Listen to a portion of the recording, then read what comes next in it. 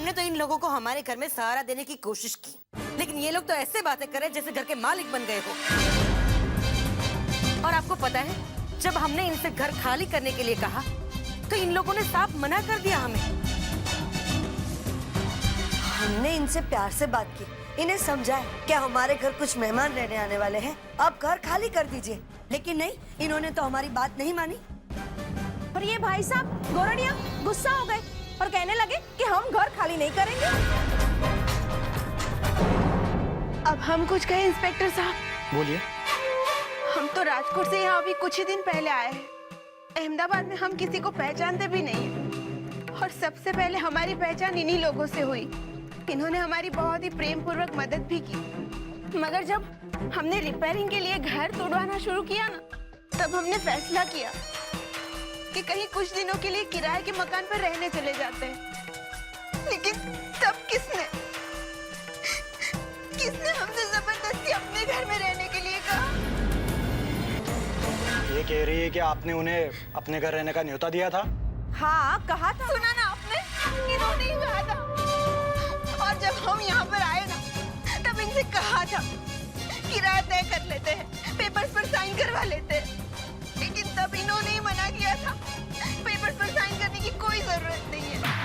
देखा ना आपने, ऐसा वक्त ना आएगा, इसलिए हमने कहा था कि पेपर्स पर साइन कर लेते हैं।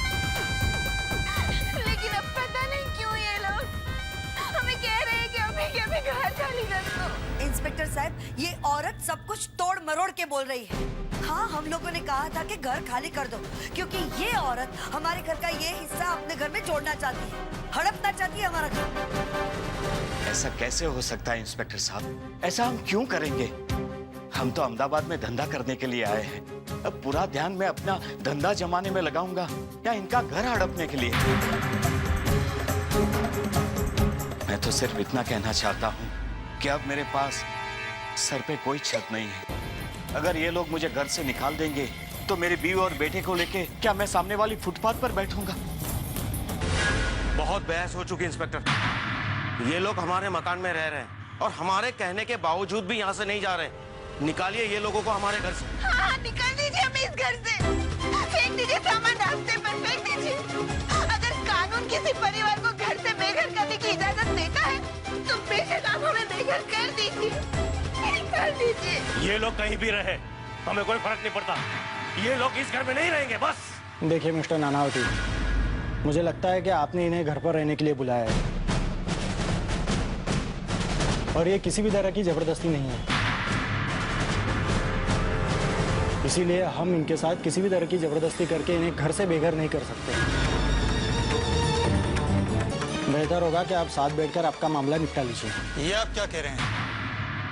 ये लोग जबरदस्ती हमारे घर में रह रहे हैं? नहीं, आपके घर के लोग खुद इन्हें यहाँ पर लेकर आए हैं। अभी अभी ये बहन जी ने अपनी जुबान से खुद कहा। मुझे लगता है कि आप लोग मिलकर ये मामला रफा दफा कीजिए, या तो फिर कोर्ट में जाइए, क्योंकि कोई पक्का सबूत इनके खिलाफ नहीं है, इसलिए मैं किसी भी तरह का क्रिमिनल केस नहीं बना सकता। I am sorry. लेकिन इंस्पेक्टर मेरी बात तो सुनिए।